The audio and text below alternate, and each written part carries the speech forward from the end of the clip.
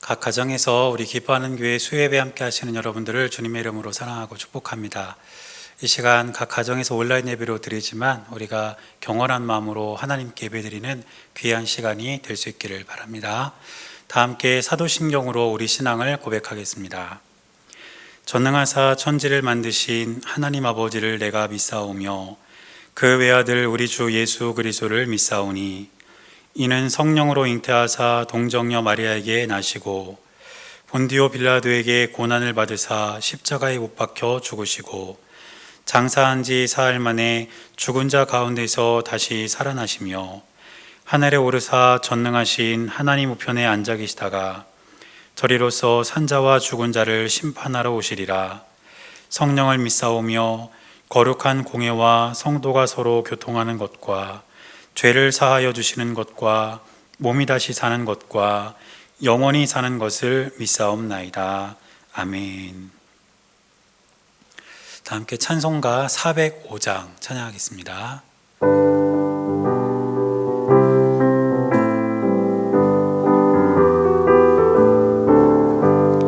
주의 친절한 팔에 안기세 우리 마음이 평안하리니 항상 기쁘고 복이 되겠네.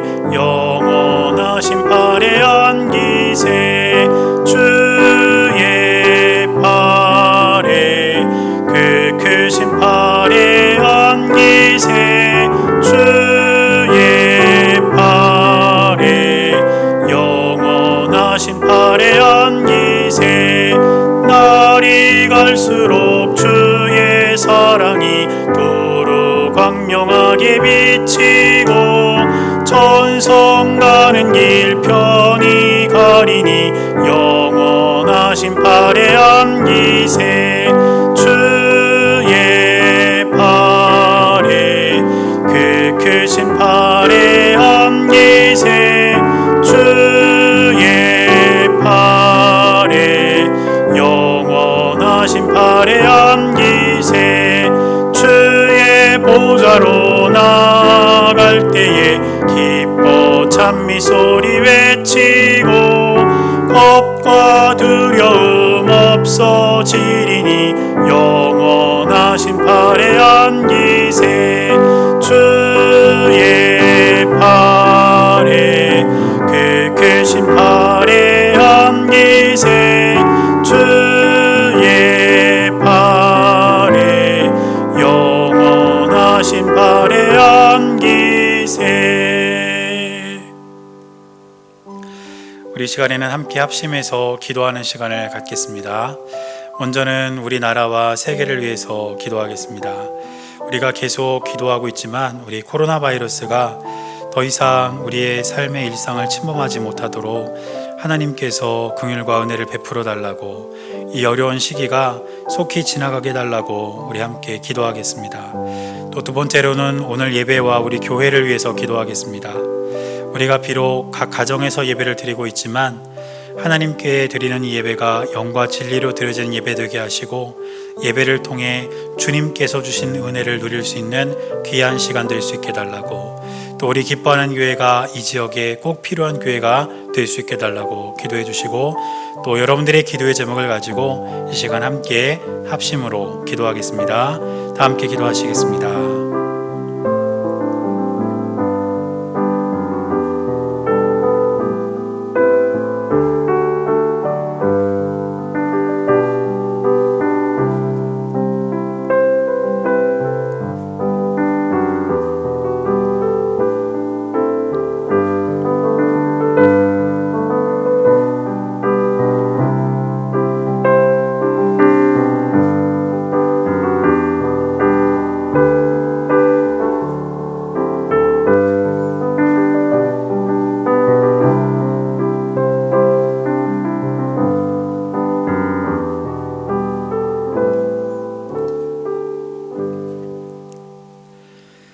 살아계신 하나님, 하나님의 은혜와 사랑 가운데 우리가 하루하루를 살아갈 수 있음이 너무 감사한 일임을 오늘도 믿음으로 고백합니다. 주님, 여전히 코로나 바이러스로 인해서 우리나라와 온 세계가 신음하고 있는 가운데 있습니다. 주님께서 누구보다 이 고통과 아픔을 잘 아실 줄 믿사오니 우리 주님께서 은혜와 긍휼을 베풀어 주셔서 이 고통의 시간이 속히 지나가게 하시되 또한 이 시대를 향한 하나님의 뜻을 우리가 놓치지 않고 그 뜻을 잘 분별할 수 있는 지혜도 우리에게 허락하여 주옵소서.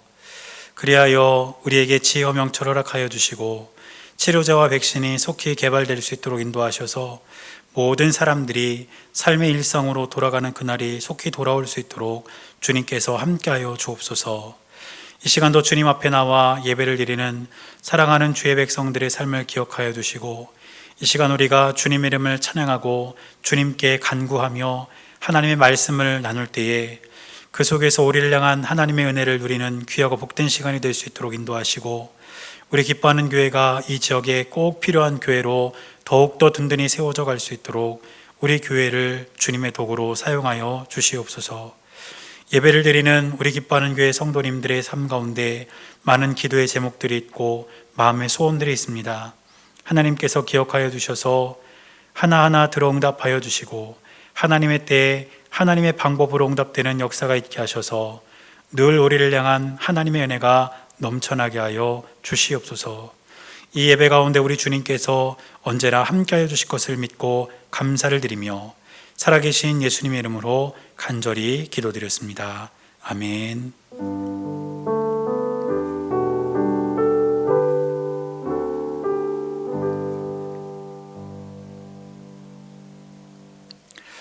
오늘 우리에게 주시는 하나님의 말씀은 시편 16편 1절부터 11절까지 말씀입니다.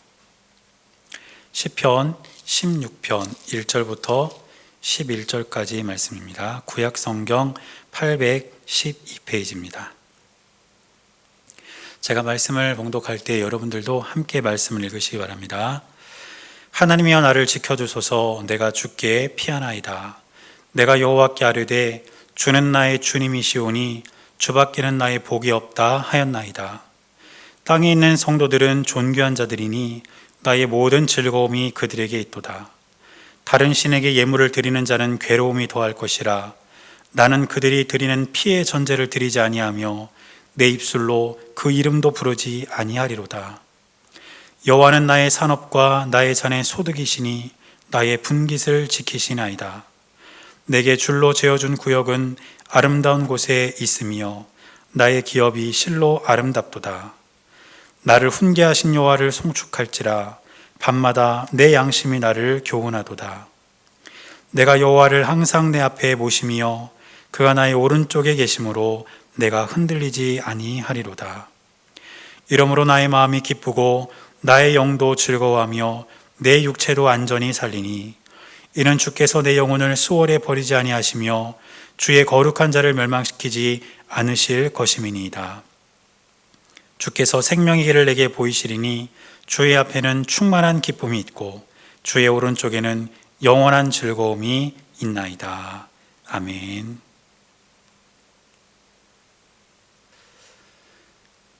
오늘도 살아계신 하나님의 은혜가 여러분들의 삶 가운데 함께 하시기를 주님의 이름으로 간절히 축원합니다. 이제 오늘 저녁부터 내일 오전까지 이 지역이 태풍의 영향권에 든다고 하는데 아무쪼록 여러분들의 가정과 또 삶에 이 태풍으로 인한 어려움이 없도록 간절한 마음으로 기도하겠습니다. 우리가 지금 수요일에 계속해서 다윗이 쓴 시를 함께 살펴보고 있습니다. 제가 어렸을 때 교회를 다닐 때 우리 선생님들께서 또 우리 목사님, 전도사님이 성경의 많은 인물들에 대한 이야기를 해주셨습니다. 그런데 그렇게 많은 성경 인물들 중에 제가 누구를 제일 좋아했냐면 다윗을 제일 좋아했습니다. 다윗이 골리앗과 싸운 그 이야기는 언제 들어도 굉장히 통쾌했고 그런 다윗의 용기 또 그런 다윗의 어떤 남자다움 이러한 모습이 어린 시절 저의 마음속에는 굉장한 부러움의 대상이었습니다. 그런데 다윗은 이렇게 용기 있고 싸움만 잘하는 사람이 아니고 시를 아주 잘 쓰는 사람이었습니다. 이런 문학적인 감수성이 굉장히 탁월한 사람이었는데 우리가 지금 가지고 있는 150편의 시 중에서 절반가량이 다윗이 쓴 시입니다. 그러니까 다윗은 이러한 시를 아주 잘 쓰는 그런 사람이었다는 것이죠. 또 그런가 하면 다윗은 악기도 잘 다루는 사람이었습니다. 그래서 이 다윗은 요즘으로 말하면 운동도 잘하고 공부도 잘하고 또 예술적인 감수성도 아주 풍부한 만능 엔터테이너 같은 그런 사람이었다고 볼 수 있습니다. 또 나중에 다윗이 이스라엘의 왕이 되었는데 그가 다스리던 나라는 그 당시 어떤 나라도 넘볼 수 없는 강력한 군사력과 경제력을 가지고 있었던 나라였고, 또 다윗은 그런 나라를 이끌면서 권력과 재물 이런 것들을 누리며 살아간 그의 삶을 볼 때에 어린 시절 저의 눈에 비친 그런 다윗의 모습은 선망의 대상이 될 수밖에 없었고 항상 부러울 뿐이었습니다. 그런데 그로부터 30년이 훌쩍 지난 지금도 역시 다윗은 저에게 있어서 여전히 선망의 대상이 됩니다. 그런데 다윗이 선망의 대상이 되는 이유는 어렸을 때와는 달라졌습니다. 지금 다윗이 저에게 그런 선망의 대상이 되는 이유가 뭐냐면 그가 누렸던 명예나 권세나 재물 때문이 아니고 하나님을 향한 한결같은 그의 마음 때문입니다. 제가 성경을 읽으면서 다윗에 대해서 알면 알수록 깨닫게 되는 것은 무엇이냐면 다윗만큼 고통과 어려움을 겪은 사람은 없다는 것입니다. 정말 다윗은 여러 가지 면에 있어서 누구보다 힘들고 어려웠던 고난의 시간들, 인내의 시간들을 참 많이 보냈던 그런 사람이었는데, 다윗은 그런 고통과 두려움의 상황 속에서도 언제나 한결같이 하나님만 바라보고 언제나 한결같이 하나님만 의지했던 사람임을 알 수가 있게 됩니다. 그리고 오늘 시에도 보면 다윗은 오늘 1절에서 이렇게 고백하면서 이 시를 시작합니다. 하나님이여 나를 지켜주소서, 내가 주께 피하나이다. 지금 다윗이 하나님께 나를 지켜달라고 요청하면서 하나님께 피한다고 고백하는 것은 다윗이 지금 어려운 상황에 처해 있다는 것을 암시하는 것입니다. 이처럼 다윗은 힘들고 어려운 일을 참 많이 겪었지만 그럴 때마다 누구보다 하나님을 먼저 찾았고 항상 하나님께 피하며 늘 주님만을 신실하게 따랐던 사람이라는 것을 우리가 알 수 있습니다. 우리는 인생을 살아가면서 여러 가지 고난과 어려움을 겪으며 살아갑니다. 그런데 우리가 인생을 살며 겪는 고난에 대해서는 두 가지 반응이 있습니다. 하나는 고난을 겪으면서 하나님을 더욱 깊이 경험하고 하나님께 대한 믿음과 마음이 더욱더 견고해지는 사람이 있습니다. 그런데 그 반대로 또 어떤 사람이 있는가 하면 고난을 겪으면서 그 고난 때문에 하나님을 부인하고 하나님을 떠나는 사람이 있다는 것입니다. 여러분, 다윗은 어떤 사람이었을까요? 다윗은 고난과 어려움이라는 인생의 어두운 터널을 통과하면서도 하나님을 더욱더 깊이 만나고 또 하나님께 대한 믿음이 더욱더 견고해진 사람이었습니다. 저는 바로 다윗의 이러한 모습이 너무 부럽고 저 역시 인생을 살아가면서 또 목회하면서 여러 가지 어려움과 두려움의 상황에 부닥치게 될 때에 다윗과 같이 하나님을 깊이 경험하고 또 저의 믿음이 또 하나님을 향한 저의 마음이 더욱더 단단해지기를 원하는 것입니다. 이 시의 첫 구절에서 알 수 있는 것처럼 지금 다윗은 하나님의 도움을 구하면서 하나님께 피할 수밖에 없는 그런 어려운 상황을 살고 있었습니다. 그런데 이 시를 마무리할 때는 강력한 믿음과 확신으로 이 시를 마무리하고 있는 것을 볼 수가 있습니다. 그래서 오늘 본문의 11절 말씀을 보니까 다윗은 이렇게 기록합니다. 주께서 생명의 길을 내게 보이시리니 주의 앞에는 충만한 기쁨이 있고 주의 오른쪽에는 영원한 즐거움이 있나이다. 고통과 두려움의 시간을 보내는 다윗은 하나님께서 그에게 생명의 길을 보여주실 것이라는 확신이 있었습니다. 그리고 주님과 함께라면 그 생명의 길을 걸어가며 주님께서 주시는 충만한 기쁨과 영원한 즐거움을 누릴 수 있을 것이라는 믿음의 고백을 지금 하나님께 드리고 있는 것입니다. 사랑하는 여러분, 저는 저와 여러분들에게도 다윗과 같은 이런 믿음이 있게 되시기를 바라고, 그러므로 다윗이 누렸던 그 은혜 역시 우리가 누릴 수 있게 되시기를 축복합니다. 우리가 어떤 고난과 어려움 중에도 하나님을 떠나지 않고 한결같이 하나님을 바라볼 때에 하나님께서는 저와 여러분들에게 생명의 길을 보여주실 것이고, 우리가 그 길을 걸어가면서 우리는 충만한 기쁨을 누리고 영원한 즐거움을 경험하며 살아가게 될 줄로 믿습니다.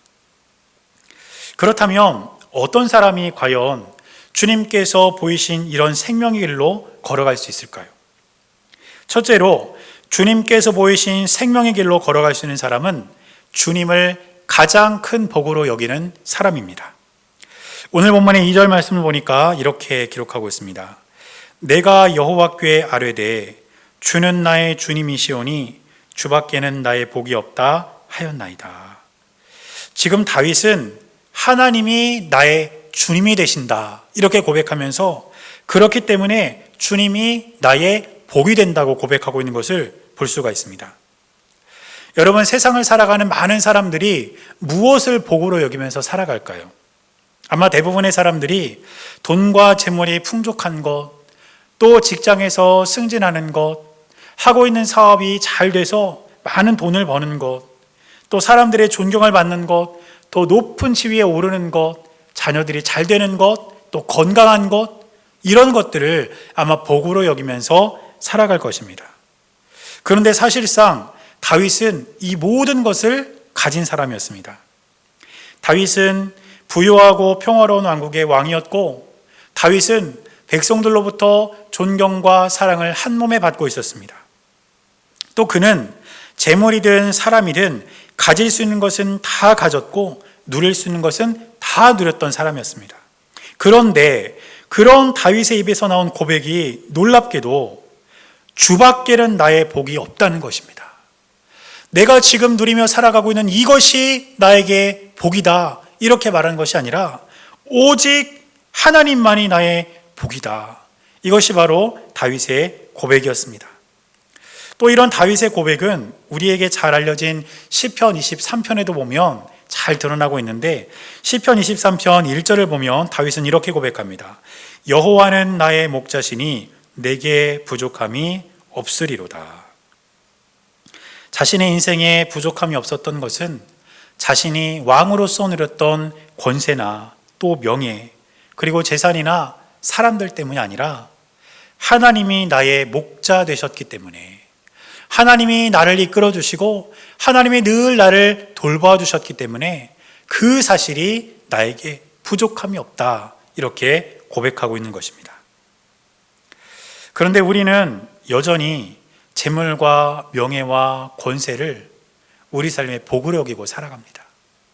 그것만 있으면 우리에게 정말 큰 행복이 찾아오고 우리에게 너무너무 좋은 길이 열릴 것이라고 그렇게 막연히 소망하면서 살아간다는 것이죠. 왜 그럴까요?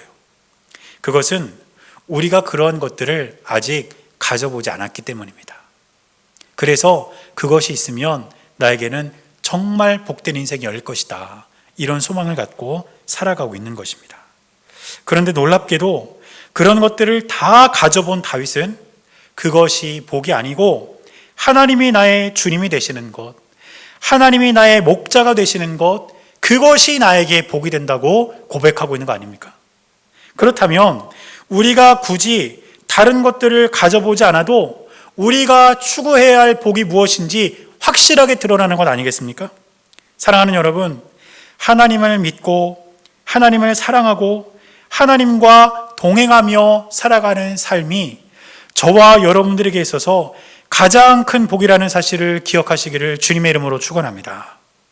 그런데 이렇게 말씀을 드리면 어떤 분들은 에이 목사님, 다윗 정도 되니까, 그 정도 인물이니까 하나님과 함께하는 것을 복으로 여기고 고백할 수 있는 거지, 우리같이 이렇게 평범한 사람들은 그렇지 못합니다, 이렇게 이야기할지도 몰라요. 그런데 사실상 성경을 우리가 잘 들여다보면 이런 고백은 다윗에게만 있었던 고백이 아닙니다. 시편 73편 28절을 보면 아삽이라는 사람이 이렇게 고백합니다. 하나님께 가까이함이 내게 복이라. 내가 주 여호와를 나의 피난처로 삼아 주의 모든 행적을 전파하리이다. 아삽이 뭐라고 이야기합니까? 하나님께 가까이함이 내게 복이다. 내가 다른 것을 가까이하고 다른 것을 얻는 것이 복이 아니라 내가 하나님께 가까이하고 그 하나님과 함께 더불어 동행하며 살아가는 것이 나에게 복이다. 이것이 바로 아삽의 고백입니다. 또 고라자손의 시로 알려진 시편 84편 4절을 보면 이 시를 쓴 시인도 이렇게 고백합니다. 주의 집에 사는 자들은 복이 있나니 그들이 항상 주를 찬송하리이다.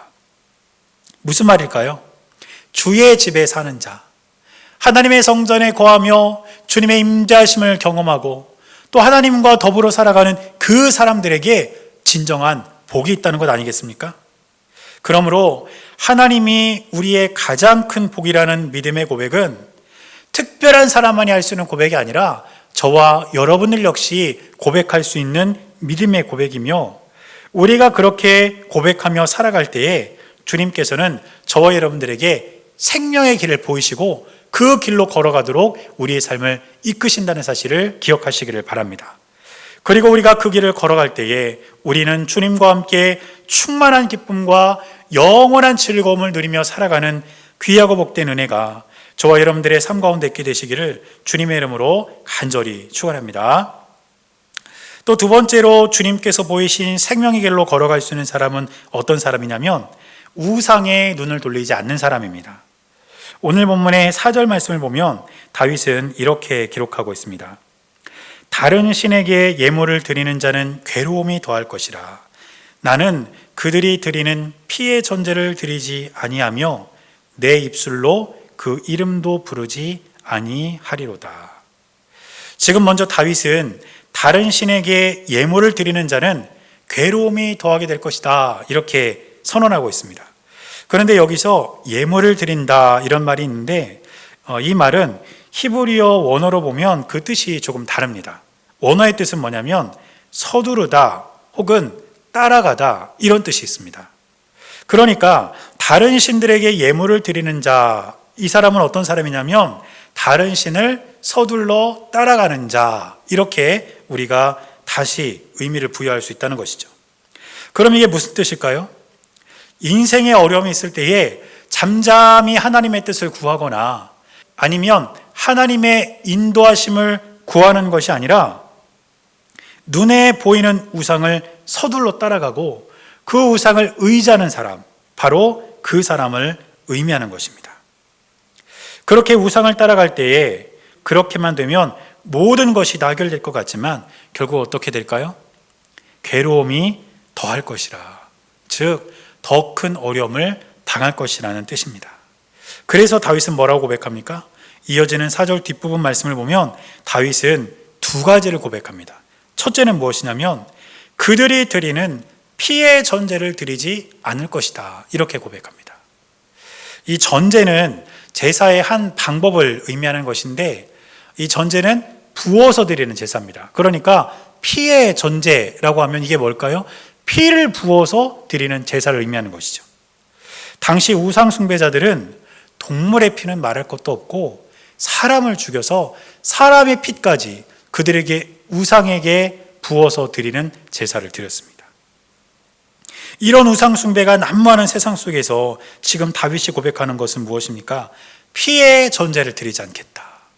그들이 보이는 어떤 제사의 모습도 형태도 나는 취하지 않을 것이다. 바로 이것이 다윗의 믿음의 선언이었습니다. 그리고 또 한 가지 다윗의 결단은 무엇이었냐면 내 입술로 그 이름도 부르지 않을 것이라는 것입니다. 다시 말해서 우상의 이름을 부르지 않겠다는 것이죠. 여러분, 우리가 이름을 부른다는 것은 내가 부르는 그 이름의 존재를 내 의지의 대상으로 삼겠다는 것을 뜻합니다. 그래서 우리 아이들이 놀다가 이렇게 넘어지거나 혹은 강아지가 막 이렇게 자기를 쫓아오고 그러면 어떻게 합니까? 엄마를 부르거나 아빠를 부르죠. 엄마 혹은 아빠 이렇게 부릅니다. 그게 뭘까요? 엄마와 아빠를 부르면서 그 엄마와 아빠를 내가 처한 이 어려운 상황 속에서 의지의 대상으로 삼겠다는 거예요. 그래서 이렇게 누군가의 이름을 부른다는 것은 그 이름을 부르는 대상을 내 삶의 의지의 대상으로 삼겠다는 것인데, 지금 우상 숭배자들은 그 우상들을 바라보면서 그 우상의 이름을 부르고 있다는 것입니다. 그러나 그런 상황 속에서 다윗의 고백은 무엇이었습니까? 나는 그 이름조차 부르지 않겠습니다. 다시 말해서 나는 우상의 이름을 부르는 대신 여호와 하나님의 이름을 부르고 오직 하나님만 내 삶의 의지의 대상으로 삼겠습니다. 이것이 바로 다윗의 고백이었다는 것입니다. 사랑하는 여러분, 우리가 사는 이 시대 역시 얼마나 많은 우상이 있습니까? 사실상 사람의 본성은 보이지 않는 하나님을 먼저 찾기보다 보이는 세상의 가치들을 먼저 따라가게 되어 있습니다. 그래서 많은 사람들이 어려운 난관을 헤쳐나가기 위해서 눈에 보이는 가치를 먼저 찾는 것이 우리 삶의 현실입니다. 그리고 때로는 그것이 그들의 우상이 되기도 하고 그것이 그들에게 심각한 잘못된 결과를 가져오기도 한다는 것입니다. 그러나 저와 여러분들은 이런 어려운 상황을 겪더라도 우상을 쫓아 살아가는 것이 아니라 하나님만 따라 살게 되시기를 축복합니다. 세상이 우리에게 우상의 길을 제시할지라도 오늘 다윗이 선포한 것처럼 우리는 우상의 제사도 흉내내지 않을 것이고 우상의 이름조차 우리 입에 올리지 않을 것이라고 고백할 수 있는 저와 여러분들이 될 수 있기를 주님의 이름으로 간절히 축원합니다. 그리고 우리가 그렇게 선언할 때에 우리는 주님께서 보이신 그 생명의 길을 걸어가면서 주님께서 우리에게 주시는 충만한 기쁨과 영원한 즐거움을 누리며 살아가게 될 줄로 믿습니다. 이제 마지막으로 세 번째는 주님께서 보이신 생명의 길로 걸어가시는 사람은 누구냐면 하나님과 동행하는 사람입니다. 오늘 본문의 8절 말씀을 보니까 이렇게 기록하고 있습니다. 내가 여호와를 항상 내 앞에 모심이여 그가 나의 오른쪽에 계심으로 내가 흔들리지 아니하리로다. 여러분, 세상은 우리를 흔드는 일들로 가득합니다. 정말 뜻하지 않게 일어나는 일들이 우리의 마음을 흔들고 우리의 생각을 흔들고 우리의 삶을 송두리째 흔드는 그런 일들이 뜻하지 않게 우리의 삶 가운데 일어난다는 것이죠. 그런데 오늘 말씀을 보니까 다윗은 나는 흔들리지 않을 것이다, 이렇게 아주 당당하게 선언하고 있습니다. 그 방법이 뭘까요? 그것은 바로 하나님을 자신 앞에 모시고 살고 하나님이 내 오른편에 계심을 믿고 살아가는 것입니다. 오늘 본문에서 다윗은 여호와를 항상 내 앞에 모신다, 이렇게 고백하고 있는데 하나님을 자신 앞에 모신다는 것은 무엇을 뜻할까요? 그것은 내 앞에 계신 그 하나님을 따라간다는 것입니다. 앞서가신 주님의 그 길을 나도 똑같이 따라간다는 것, 바로 그것을 의미하는 것입니다. 그래서 하나님께서 오른쪽으로 가시면 나도 오른쪽으로 가고 하나님께서 왼쪽으로 가시면 나도 왼쪽으로 가면서 그렇게 주님의 뒤를 따라간다는 것입니다. 또 때로는 하나님이 가시다가 멈춰서면 나도 더 이상 하나님을 앞질러 가지 않고 나도 그 자리에서 멈춰서면서 하나님의 뜻을, 하나님의 그 길을 신실하게 따라가겠다는 믿음의 결단이 여호와를 내 앞에 모시겠다는 다윗의 믿음의 고백인 것입니다. 그리고 그렇게 살아갈 때에 흔들리지 않는 삶을 살아갈 수 있게 된다는 것입니다. 또 다윗은 뭐라고 고백했습니까? 하나님이 자신의 오른쪽에 계신다, 이렇게 말합니다. 하나님께서 자신의 곁에 항상 머물러 계심을 인식하고 산다는 것이죠. 그렇기 때문에 다윗은 언제나 하나님과 동행하는 삶을 살기를 원했고, 그러한 하나님과의 동행, 하나님과 함께 하신다는 그 믿음, 바로 그것이 어떤 인생의 폭풍 속에서도 다윗을 흔들리지 않게 하는 아주 위대한 방법이 되었던 것입니다. 사랑하는 여러분, 우리가 믿는 하나님은 높은 하늘에 계셔서 우리와 완전히 동떨어진 곳에 그렇게 계신 분이 아닙니다. 하나님은 지금 저와 여러분들의 삶 가장 가까운 곳에서 함께하고 계시고, 우리가 눈물을 흘릴 때 그 눈물을 닦아주시고, 우리가 기뻐할 때에 그 기쁨을 함께 하시는 분이 바로 우리 하나님이심을 기억하시기를 축복합니다. 그리고 그 하나님께서 언제나 우리와 함께하고 계심을 우리가 믿을 때에 우리의 삶은 흔들림 없는 삶으로 하나님께 영광 돌리게 될 줄로 믿습니다. 그래서 우리는 그러한 믿음과 그러한 마음을 가지고 하나님께서 보여주신 생명의 길을 걸어가면서 충만한 기쁨과 영원한 즐거움을 누리며 살아가는 저와 여러분들의 삶이 될 수 있기를 주님의 이름으로 간절히 축원합니다. 이제 다윗은 오늘 본문의 9절 말씀에서 이렇게 고백하고 있습니다. 이러므로 나의 마음이 기쁘고 나의 영도 즐거워하며 내 육체도 안전히 살리니. 9절 말씀을 보면 다윗은 이러므로 이렇게 이 9절 말씀을 시작하고 있는데, 이 단어는 앞부분에 대한 결론을 말할 때 쓰는 단어입니다. 그러니까 다윗이 고백한 2절부터 8절까지 내용의 결론이 9절 이하의 말씀이 된다는 뜻입니다. 그러면 2절부터 8절까지 내용은 뭘까요? 그것은 지금 우리가 살펴봤던 내용입니다. 주님을 가장 큰 복으로 여기고 우상에 눈을 돌리지 않고 항상 하나님과 동행하며 살아가는 것, 이것이 바로 2절부터 8절까지 기록된 내용입니다. 그런데 다윗은 이러한 내용이 어떻게 이어진다고 이야기하는 것입니까? 우리가 이렇게 살아갈 때에 결론적으로 우리의 마음도 기쁘고 우리의 영도 즐거우며 우리의 육체도 안전하게 살 것이라고 지금 고백하고 있다는 것입니다. 다시 말해서 하나님으로 말미암아 우리의 삶 전체가 기쁨과 평안함을 누릴 수 있게 된다는 것을 다윗은 고백하고 있다는 것이죠. 사랑하는 여러분, 우리는 지금 그 어느 때보다 어려운 시대를 살아가고 있습니다. 또 뜻하지 않게 우리의 삶에 다가오는 여러 가지 인생의 파도 역시 우리를 두렵게 만듭니다. 그러나 오늘 이 다윗의 고백을 기억할 수 있기를 축복합니다.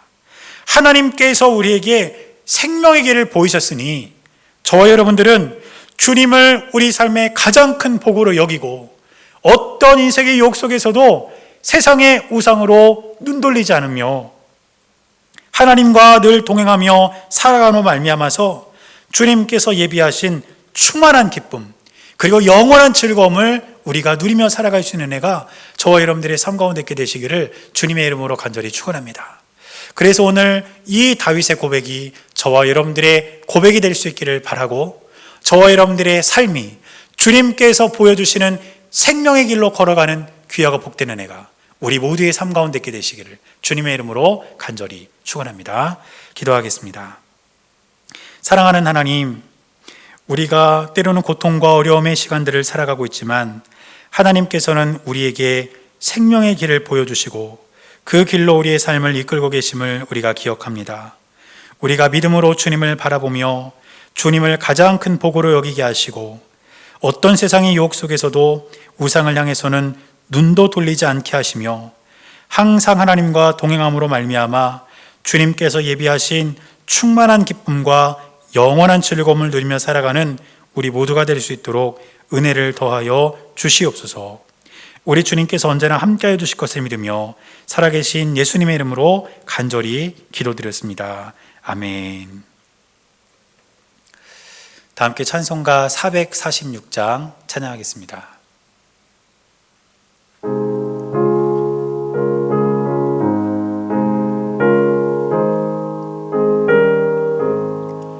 주 음성 외에는 참 기쁨 없도다. 날 사랑하신 주 늘 계시옵소서. 기쁘고 기쁘도다. 항상 기쁘도다. 나 주께 왔사오니 복 주옵소서. 나 주께 왔으니 복 주시옵소서. 주 함께 계시며 큰 시험이기네. 기쁘고 기쁘도다.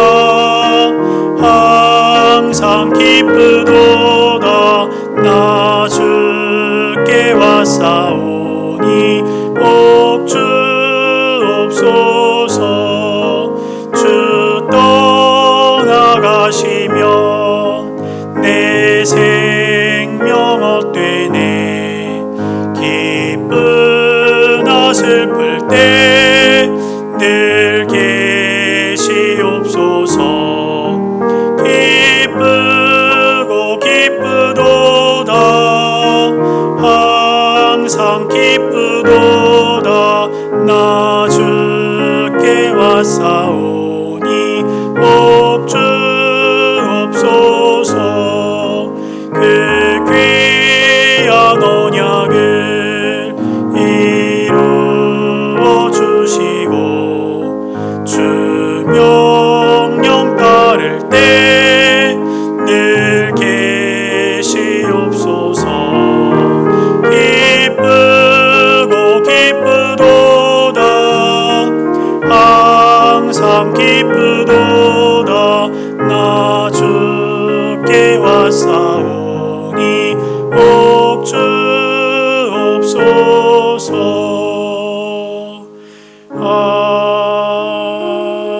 아멘.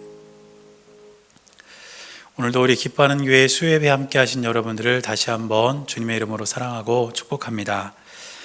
여전히 코로나 바이러스가 진정세를 보이지 않아서 걱정이 많은데 아무쪼록 여러분들께서도 건강히 유의하시고 하나님께서 주시는 평안이 늘 여러분들의 삶 가운데 함께 하시기를 바랍니다. 그래서 우리 교회는 당분간 정부에서 이 집합 금지 조치를 해제할 때까지는 새벽 기도는 개인 기도로 대체하고 주일 낮 예배 또 수요 저녁 예배를 이렇게 온라인 예배로 드리려고 합니다. 여러분들께서 함께 예배를 드릴 수는 없지만 이 예배의 시간을 꼭 기억해 두시고 여러분들이 계신 그 자리에서 우리 기뻐하는 교회 예배에 늘 함께 해주시기를 부탁을 드리겠습니다. 또 오늘 저녁부터 내일 오전까지가 우리가 사는 지역이 이제 태풍의 영향권에 든다고 하는데 아무쪼록 여러분들의 삶과 가정에 태풍으로 인한 어려움 없도록 기도하겠습니다. 그래서 하루하루의 삶이 주님 주시는 은혜와 사랑으로 늘 충만히 채워주시기를 간절히 축복합니다. 제가 축도하고 오늘 수요 예배 마치겠습니다. 이제는 우리 주 예수 그리스도의 은혜와 하나님 아버지의 크고 놀라우신 사랑과 성령님께서 함께 하시는 귀하고 복된 은혜가 이제 주께서 보이신 생명의 길로 걸어가며 주님과 함께 충만한 기쁨과 영원한 즐거움을 누리며 살아가기를 소망하며 결단하는 사랑하는 주의 백성들의 모든 삶 가운데 이제로부터 영원토록 함께 하시기를 주님의 이름으로 간절히 축원하옵나이다. 아멘.